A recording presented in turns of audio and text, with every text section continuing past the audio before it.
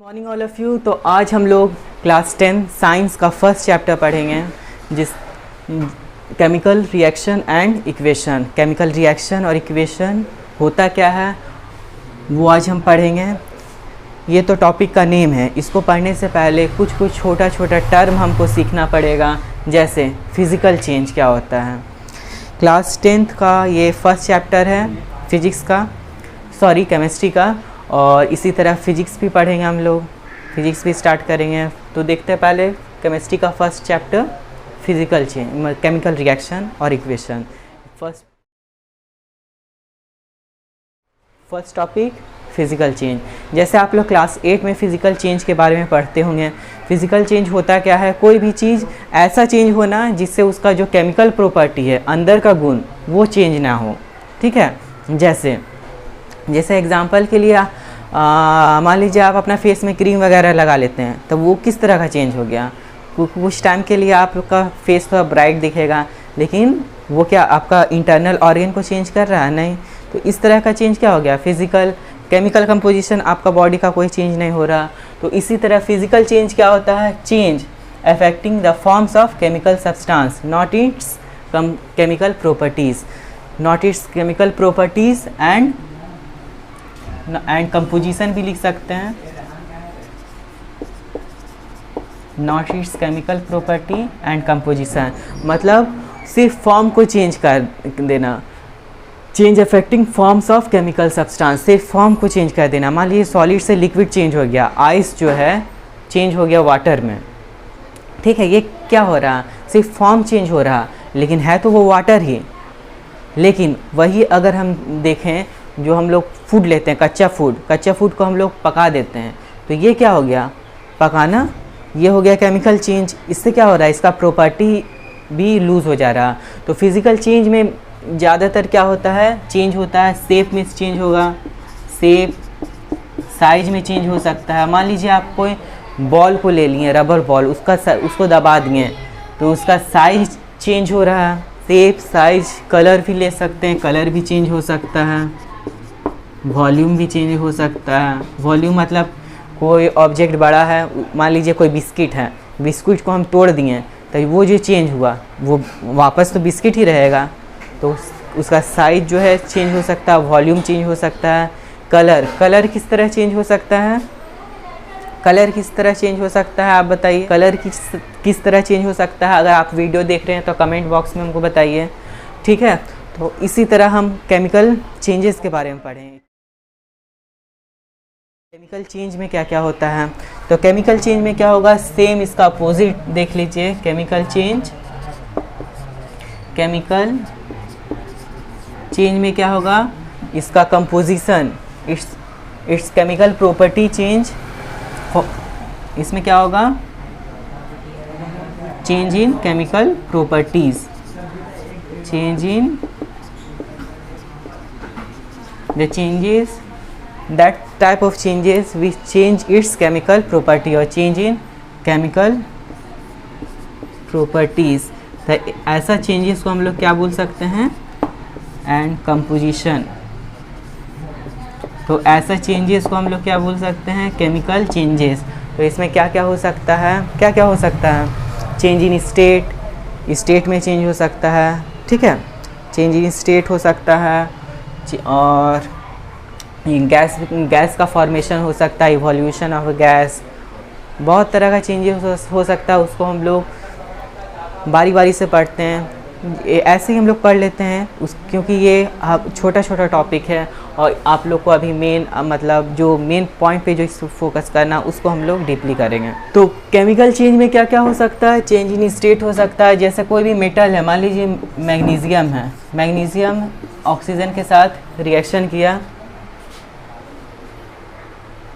Magnesium oxygen के साथ reaction किया था, तो क्या बनाएगा? ये मैग्नीशियम ऑक्साइड।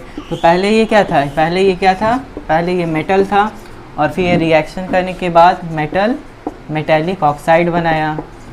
तो इसका देखिए, इसका स्टेट चेंज हुआ। पहले ये मेटल था, अब ये ऑक्साइड का फॉर्म में है, तो इसका रूप जो चेंज हो गया। ठीक है, और इसके साथ इसका जो केमिकल प्रॉपर्टी है ये भी चेंज हुआ। तो ऐसा चेंजेस को हम लोग केमिकल चेंज बोल सकते हैं। चेंज इन कलर, जैसे आप लोग रस्टिंग ऑफ आयरन पढ़े होंगे, रस्टिंग ऑफ आयरन, आयरन का रस्ट होने से कैसा कलर हो जाता है, ब्राउन कलर में चेंज हो जाता है, ब्राउन रस्ट बनता है।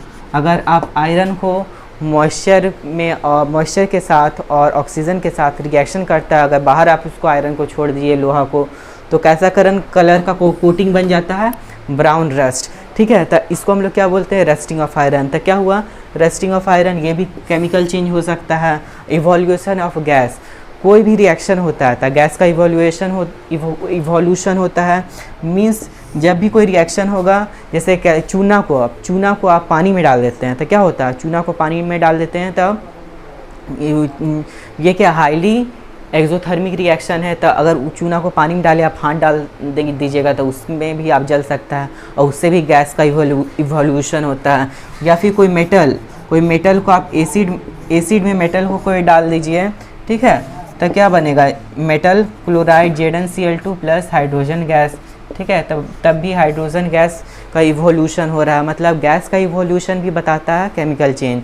जैसे और एक चीज़, अब मान लीजिए हाइड्रोजन गैस का इवोल्यूशन हुआ, तो हाइड्रोजन गैस पूछता है क्वेश्चन कि how can we test the hydrogen gas. तो हाइड्रोजन गैस को चेक करना बहुत ही ईजी होता है, इसलिए ईजी होता है कि क्योंकि ये जो हाइड्रोजन गैस है बर्न करता है पॉप साउंड से। ठीक है, जब भी मान लीजिए कोई हम रिएक्शन किए हैं और इससे हाइड्रोजन गैस निकल रहा है, इसके सामने आप बर्निंग मैच स्टिक, मतलब मैच स्टिक हो गया आपका, ये माचिस का तिल्ली इसके सामने लाइए, तो ये जो हाइड्रोजन गैस जो निकल रहा है ये पॉप साउंड के तरह बर्न करेगा। ठीक है, तो इसको हम लोग पहचान लेंगे कौन सा गैस निकल रहा है रिएक्शन के बाद, हाइड्रोजन गैस। तो अब हम लोग पढ़ेंगे केमिकल रिएक्शन का पहला टॉपिक, क्या पढ़ेंगे, केमिकल रिएक्शन होता क्या है। केमिकल रिएक्शन पढ़ने से पहले हमको रिएक्टेंट को जानना पड़ेगा, रिएक्टेंट क्या होता है, प्रोडक्ट क्या होता है, फिर पढ़ेंगे हम लोग केमिकल रिएक्शन। तो केमिकल रिएक्शन को हम लोग किससे दिखाते हैं, जैसे मान लीजिए कोई भी रिएक्शन हो रहा है तो केमिकल रिएक्शन से हम लोग, मतलब केमिकल रिएक्शन को तो हम लोग दिखा नहीं सकते हैं पेज में, तो केमिकल रिएक्शन को दिखाते हैं हम लोग किससे, केमिकल इक्वेशन से। तो केमिकल इक्वेशन होता क्या है, तो केमिकल इक्वेशन समझने से पहले हमको क्या क्या समझना पड़ेगा, कुछ टर्म, जैसे रिएक्टेंट क्या होता है, प्रोडक्ट क्या होता है। तो रिएक्टेंट क्या होता है, इसको हम लोग बोल सकते हैं the species taking part in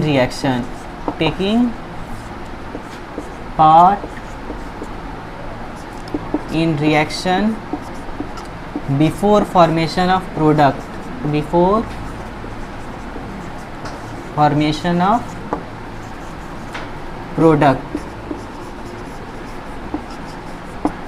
जो स्पेसीज रिएक्शन होने से पहले जो पार्ट ले, मतलब हिस्सा ले रिएक्शन होने से पहले, तो उतना सारा स्पेसीज को हम लोग क्या बोलेंगे, रिएक्टेंट।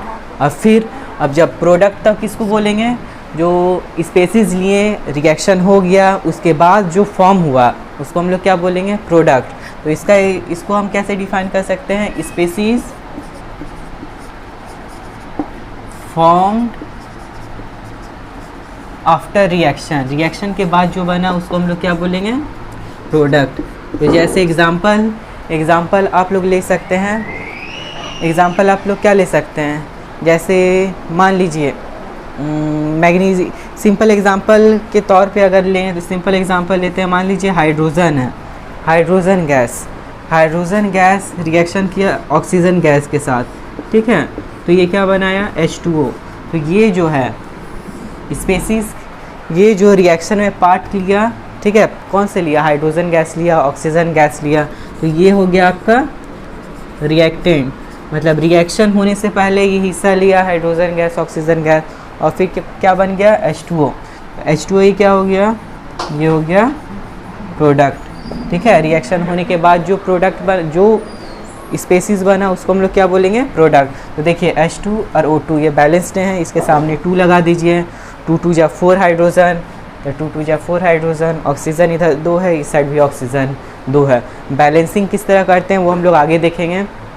तो केमिकल इक्वेशन क्या होता है, तो केमिकल इक्वेशन को अब हम लोग डिफ़ाइन करते हैं। पहले हम लोग रिएक्टेंट जान लिए, रिएक्टेंट किसको बोलते हैं, जो रिएक्शन होने से पहले जो स्पेसीज हिस्सा ले उसको हम लोग रिएक्टेंट बोलते हैं।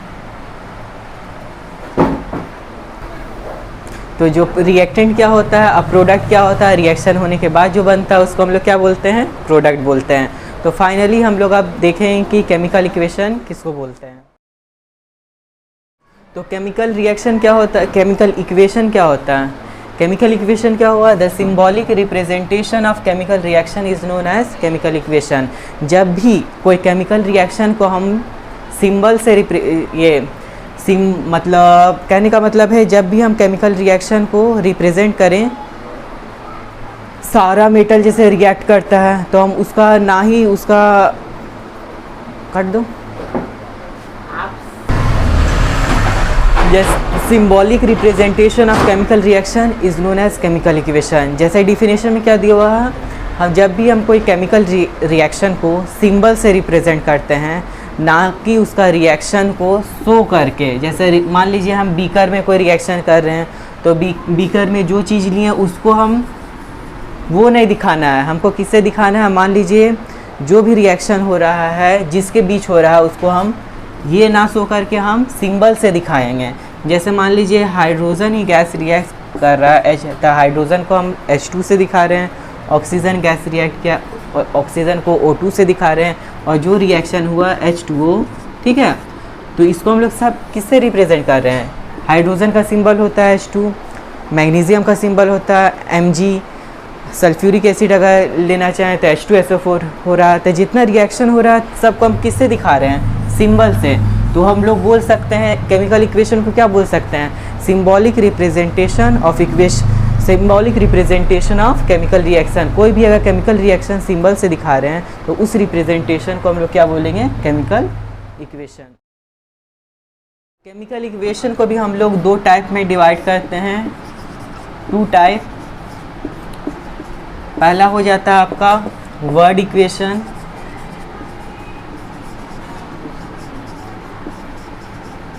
और दूसरा हो जाएगा सिंबल इक्वेशन।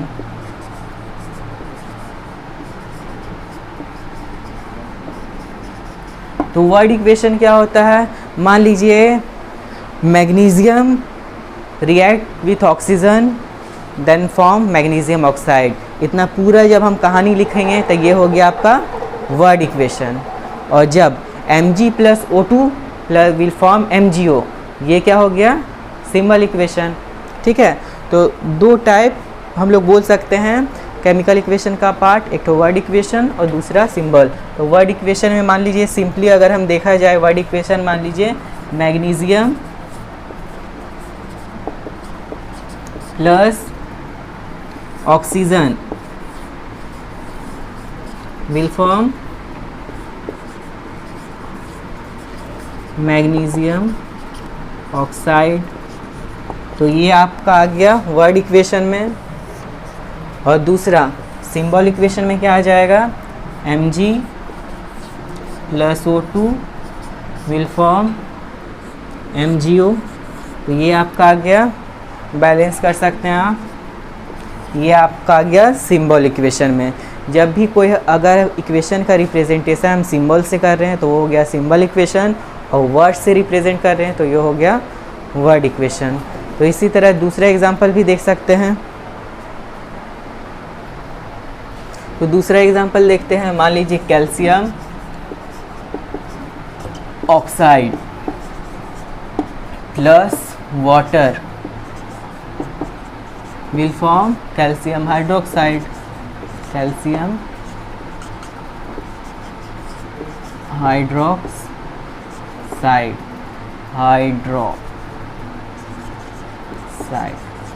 तो दिस इज, ये हो गया आपका वर्ड इक्वेशन। ये क्या कहलाएगा आपका वर्ड इक्वेशन। और इसी को हम जब सिंबल में लिखते हैं, कैल्शियम ऑक्साइड प्लस वाटर, यह रिएक्शन करेगा, ये क्या बनाएगा, calcium hydroxide. Calcium oxide plus water देखिए वैलेंस है Ca O2 H2 O2 और H2, ठीक है। तो ये हो गया आपका वर्ड इक्वेशन और ये हो गया सिंबल इक्वेशन। अब देखिए अब हम लोग आएंगे बैलेंसिंग में। हम लोग बैलेंस, जैसे हम लोग यहाँ पे चेक करते हैं कैल्शियम इस साइड कितना है, कैल्शियम इस साइड कितना है, ऑक्सीजन इस साइड कितना है, ऑक्सीजन इस साइड कितना है, कैसे चेक करते हैं, इसका स्टेप क्या है, वो अब हम बैलेंसिंग ऑफ केमिकल इक्वेशन में देखते हैं। तो हम लोग इक्वेशन को कैसे बैलेंस करते हैं, तो जैसे आप लोग कोई भी चीज़, कोई भी वस्तु या फिर कोई भी खाने पीने का सामान को लेने जाते हैं बाज़ार में, तो क्या करते हैं, दुकानदार लोग क्या करता है तराजू से बैलेंस करता है। तो उसी तरह हम लोग क्या करते हैं, केमिकल इक्वेशन को भी बैलेंस करते हैं, ठीक है। तो केमिकल इक्वेशन को हम लोग किस तरह बैलेंस करेंगे, दो टाइप से, ठीक है। दो मेथड होता है जिससे हम लोग केमिकल इक्वेशन को बैलेंस करते हैं। पहला मेथड होता है heat and trial method, heat and trial method, और दूसरा होता है ion electron method, ion electron method. तो आप लोगों को क्लास 10 में सिर्फ यही पढ़ना है, heat and trial method, ion electron method ये 11th में पढ़ना है, ठीक है। तो हीट एंड ट्रायल मेथड क्या होता है उसको हम लोग देखते हैं। जैसे इसका नाम क्या है, heat and trial method. Trial का मतलब और हीट का मतलब क्या होता है, मतलब हमको बार बार ट्राई करना होगा। एक बार में ये कोई भी इक्वेशन को हम जब एक बार में नहीं बैलेंस कर रहे हैं, बार बार हमको देखना पड़ रहा है कि रिएक्टेंट इस साइड कितना, रिएक्टेंट में कितना एलिमेंट है, प्रोडक्ट में कितना एलिमेंट है, तो हमको बार बार चेक करना पड़ता है।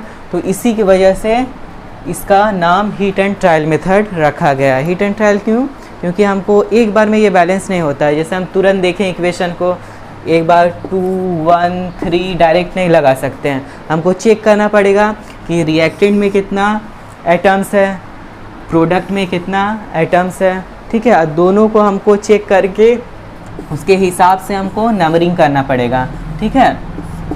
तो इसीलिए हम इसको हीट एंड ट्रायल मेथड बोलते हैं। तो इसका मेथड का पहला प्रोसीजर क्या है वो देखते हैं, कैसे हम लोग हीट एंड ट्रायल मेथड को यूज़ करके कोई भी इक्वेशन को बैलेंस करते हैं। तो फर्स्ट स्टेप क्या होता है, सबसे पहले हम लोग क्या करते हैं, कोई भी इक्वेशन को वर्ड में लिखते हैं। जैसे आयरन, मान लीजिए एग्जांपल लेते हैं, iron react with water, it will form iron oxide, it will form iron oxide plus hydrogen,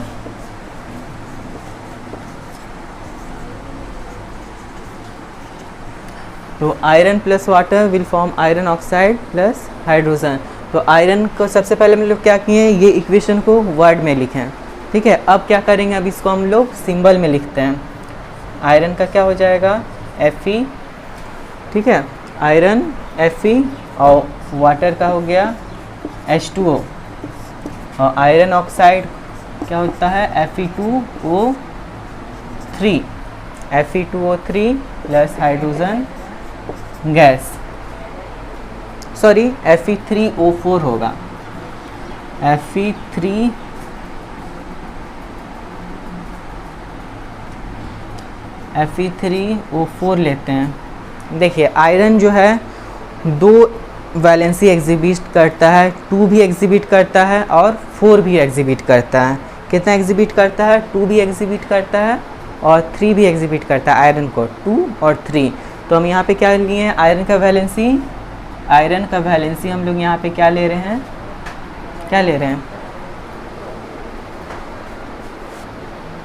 तो यहाँ पे इस जैसे मान लीजिए Fe3O4, ठीक है।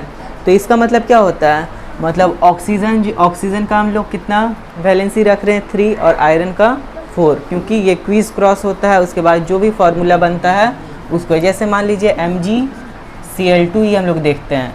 तो ये क्या है, इसका मतलब है मैग्नीशियम का वैलेंसी कितना लिए हम, 2, और क्लोराइड का वैलेंसी 1।